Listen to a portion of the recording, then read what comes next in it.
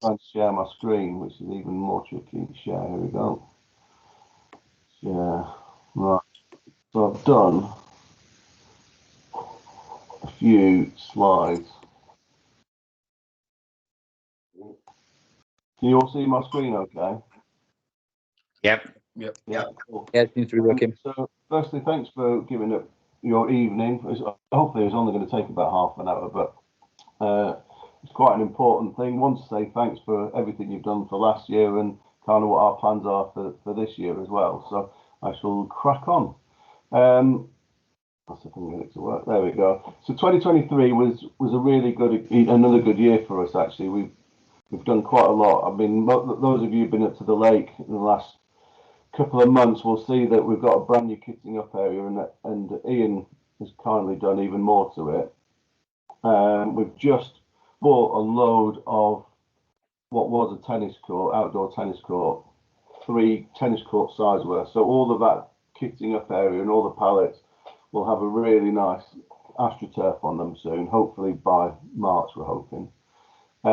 We launched Scuba Scene in April of this year, which has just been recently voted the best Red Sea liveaboard. So if any of you haven't been on it yet, then it's worth considering if you fancy going to the Red Sea. And we are the sole UK agents for that boat as well, so it's quite a coup for us to do that. Any of you who used to be on the Blue O2 boats and remember Ahmed and Elka, they're the guys who actually manage this boat now. So it's a really top quality crew as well as being a fantastic boat. We started doing quarterly trips to Malta, and this year we've actually had over 100 people go to Malta doing courses, fun dives and things like that, and we're hoping to go on that this year as well. We're now at over 485-star Google reviews. That's a real accomplishment. I don't think anybody else that I've seen in the country gets anywhere near that, so that's a big hands up to you guys, because I know at the end of each course is most review, and it's a nice way for us in the office to kind of hear how you're all doing, and you know, we don't really get too many negative ones, but the odd one or two comes in and it helps us try and improve where we're at. We have a lot of new members of the team, so apologies if I missed anyone off. We've got Amy, Matt, Harvey, Natalie, Rob 2, Sophie, Sophie J and P, Tally, Kirsty and Joel as well. So and congratulations to Pascal, Cash and Alex, all for passing their IDCs, which is quite an achievement. Mark's just joined us as well. For anybody who's not met our course director, he's looking somewhere very hot and sunny, although I suspect that's not actually true. Some of you might have also seen our shop van that we take to the lake when we're there at lake weekends. We're going to talk more about why selling equipment to students is really important. In fact, we're actually going to have Emma from Paddy joining us very shortly as well, so she's going to sort of say a few words of it. Quang's done an amazing job of relaunching the Oyster Diving Shop website. So any of you haven't had a look at it, go and have a look at it. It's probably, I'm obviously quite biased, but I think it's probably the best looking dive shop I've seen out there at the moment. Certainly a lot better than the main band leaders out there. And that has already started to see massive increase in sales of equipment. We've stocked more brands now. And then the last thing we've done, we've actually added another venue for teaching in the pool, which is in Rickmansworth, mainly managed by Soaps. So any of you don't know where Rickmansworth is, kind of up towards the Watford way of the M25. So kind of almost circumnavigated the M25 now. And then obviously we're still the only people to have our own dedicated lake for just us as well. So that's very cool. So thank you to everybody who's been teaching this year. It's been really exciting. And to be honest, if we'd had more instructors, we'd have probably got another 20% more students on it. We were turning people away last year, which is quite a nice position to be in, but if not slightly heartbreaking. So I'll try and click on to the next one. So 2024. So we're going to do some big things at the lake. So they've got a new owner at the lake who's a really nice guy, very proactive, and he's going to let us have at least one shipping container. We're trying to sort of see if we can get a second one.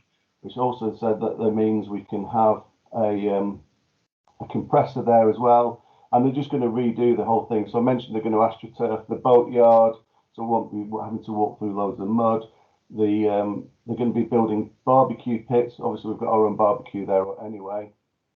They're having a proper professional catering system put in, and they're obviously going to put some of that astroturf on our pontoon as well. So we're also looking to have a new ladder built at the moment. So they're very difficult to get a ladder, because in order to not have youths jumping in and out of the lake and our ladder aiding it. So I don't know if any of you are aware, but there was a fatality a few years ago by some illegal swimmers, or by a legal swimmer. So we want to try and dissuade that as much as possible. So hopefully by March we'll have a ladder at the lake as well.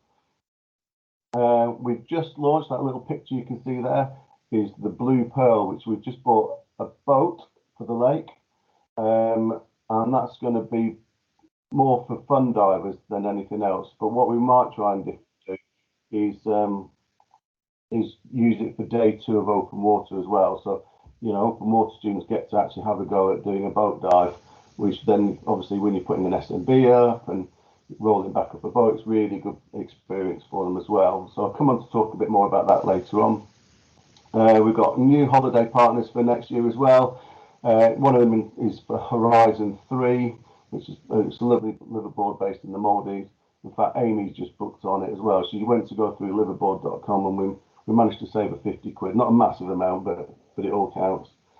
We've got loads of group scuba holidays coming up this year and next. So we've got trips to the Maldives.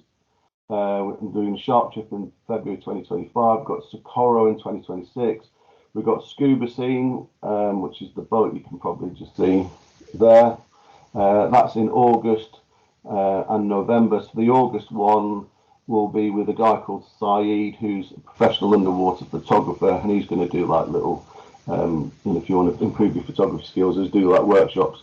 And our very own Tom's going to be on it. And then in November it's the shark trip. So Elka runs the Red Sea Shark Trust, and she just talks to sharks. And if there's sharks anywhere available, she knows where they are, and you've got the best chance of seeing them.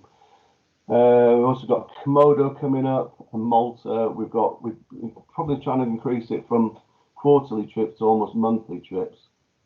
Phil's putting on a trip to Poland as well for free diving. So free diving is really growing with us as well. So Phil's offered to put on a trip to Poland. So we've got, I don't know if you caught up with Sam yet, Phil, but I think we've got about half a dozen people going now.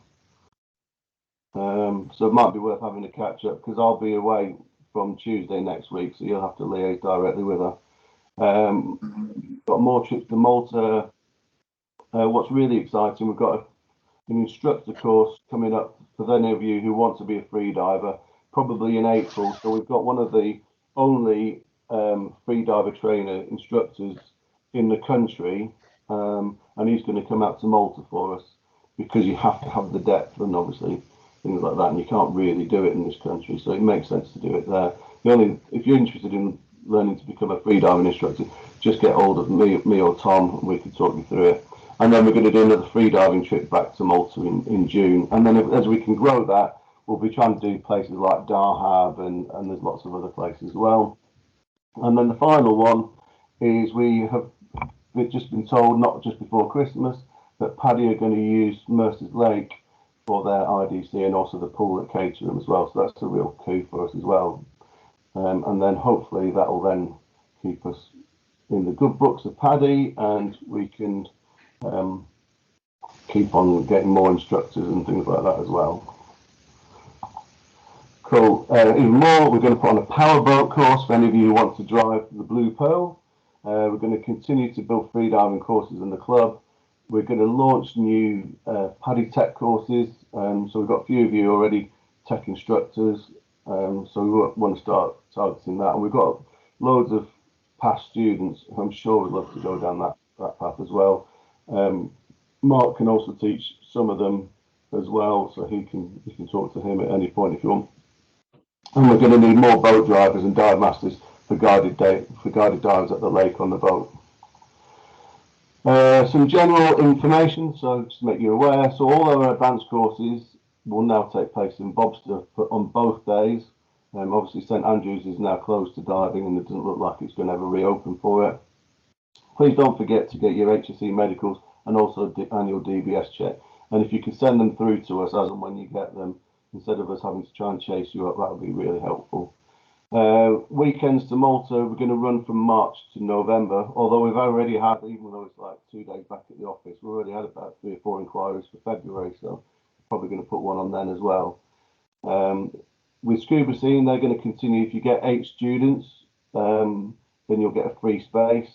So the easiest way to do that is on your student record files, just mark down on the column on the right hand side, Scuba Scene, and we can keep a little tally of who wants to go on it with which instructor. And as soon as we reach 8 or 9 people, we'll email them all and say, do you still want to go on Scuba Scene? We'll talk to you first and say, right, what date do you want to do? Or these are the dates available. These are the different itineraries. So we can try and get some of you to get, you just have to pay for your flights, but all the food and accommodation and the diving is free.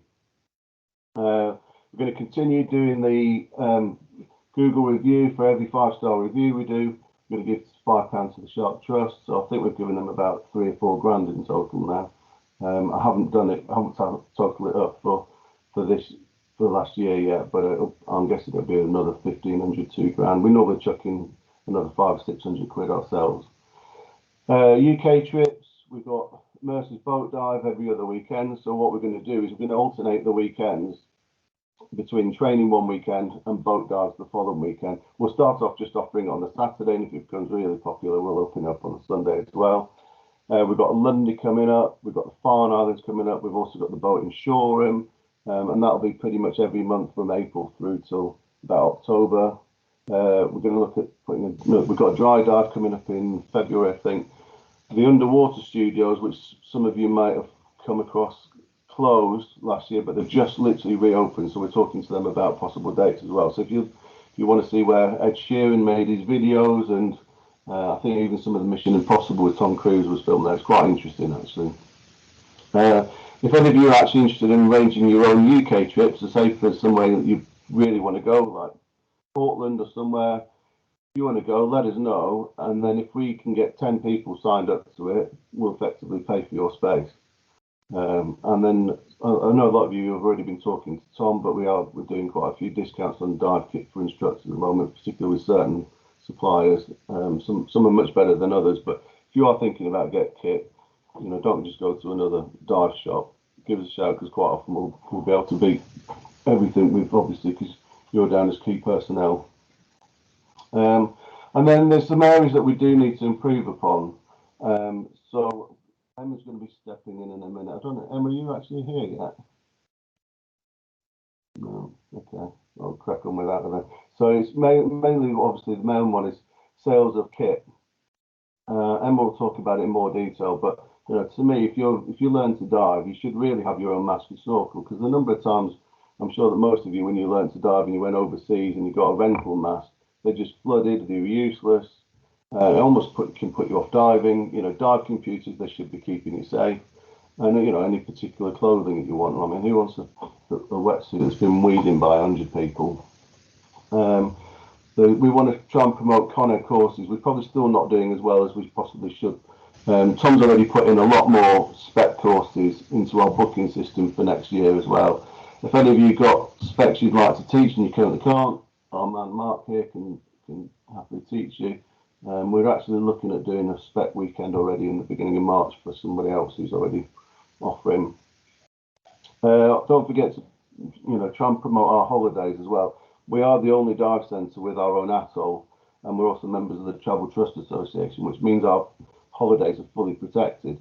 So I don't know if any of you heard, but when Blue O2 went under, I think we were about the only dive centre in the country who used them and got their money back. Everybody else lost their money, and that's because we had our own bonding and therefore our insurance covered it. We are going to try and finish at the lake a little bit earlier if we can, i.e. mainly if we can get there by 4 p.m. and I've got some proper timings on how we think we can make that work in a minute. There you go. So this is kind of how we want to do it, and this is how we can promote, you know, other things, you know, like holidays and selling equipment to people. So if we can get to the lake at 8:45 a.m., Ian will hold a team briefing then and look at, you know, who's responsible for what, any particular offers we've got in the shop that's in the back of the van, holidays that students might be interested in, and any safety aspects for the day as well. So he's working closely with Henry at the lake as well, particularly when we get the boats in and out of the water, because there's going to be 3 different dive sites at the lake, but we might not be able to use them all at the same time, depending on which way the wind's blowing and who else is using the lake and things like that as well. And that's just designed to make the day run a lot more smoothly. Then from 9 to 9:30 a.m., you know, you become prepared into the kitchen up area for your students. 9:30 a.m. to 10. We'll probably have Tom H and Ian doing it between them whenever possible. We'll have a student check-in, the dive site briefing, and welcoming them to their instructor. And then 10 to 11 a.m. do kit set briefing. Melvin do 10 a.m. to 11 a.m. kit setup and briefing, and then 11 a.m. to 12:15 p.m. try and get dive 1 done. We've got some more platforms now which look remarkably like trampolines, but don't let that fool you. And then from 12:15 to 1, what we want to try and do is avoid students getting out all of their equipment, going off, having a big lunch. Then you've got to try and sort of gather them all back up again. And once they've got the equipment off, another one wants to go and make a phone call, another one wants to go and have a wee. So, but try and keep them all together. So make the sort of surface interval, you know, still relatively short, but you'll find by the time you've got them out of the water, they've changed tanks, they've had like a Mars bar or a packet of crisps, and we keep that momentum up. It means that they're just not going to drift off, and, you know, it's much easier to control. And then so from 1 p.m. to 2:15 p.m. do your buddy checks and dive 2, and then 2:30 p.m. On the Saturday we're going to try and start bringing that barbecue back. And then obviously it's weather dependent. You can do your logbooks at the same time, you know, and if you put yourself in a student's shoes, it's really nice to hear about your instructors' experiences, you know, how they started off, where they've been diving. You know, if you think about if you were learning to play golf, for example, you'd want to hear about what good golf courses there are to play, what golf clubs you might be thinking about, you know, you should be buying. Or if you're a skier, you know, should I be buying ski boots, or should I be buying poles or skis or whatever, or where has the best skiing? These are all things that you're eager to find out about when you're a new diver. And we're going to try and keep Tom H doing sales of equipment and holidays, and Ian doing logistics on the surface as much as possible. Doesn't always have that, you know, we can't always do that, particularly, you know, if we get an instructor who goes poorly. But yeah, so we'll try and do that as much as possible. We've got a new staff manual out. It's an evolution of this one, so I'll put on a link onto our WhatsApp group. Please read it. It's got really important information on it. Things about safeguarding for kids. It's got lots of HSE documents in there as well, and information you need for HSE. We're going to be doing a boat briefing document, so I'll stick that in that folder in the next couple of coming days as well. But it's also got important information, things like pay rises, for example. So we're increasing our rate of pay for next year as well. If we can get more sales of equipment and holidays, then we're going to increase that again further. But at the moment we've had to kind of base it on what we've been doing in the last year or two, as in a little bit of Con Ed or a little bit of kit sales. Some of you are much better than others, has to be said. But if we can try and all get people to start looking about, you know, don't have to sell it to them, just talk to them about what equipment does and, you know, what they might want to consider doing. Cool, and that's it really. Looks like Emma's not going to make it, but does anyone have any questions, or is there anything that anyone wants to talk me through? No? Cool, okay. Well, thanks again for everything. I think you've got Jill putting her hand up, Mark. Oh, okay, sorry Jill, go fire away. Yeah, you said about the staff handbook. Yeah. Where's the link for it, please? I'm going to stick it in the WhatsApp group.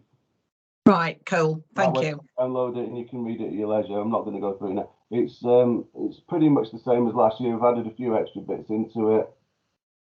And yeah, it should have all the information that you pretty much need as an Oyster instructor. Please do treat it confidentially though. Cool. Anyone else got any questions? No? Mark, did you want to have a few words? We were talking just before Christmas about doing like taster days for GoPros for, you know, dive masters and things like that.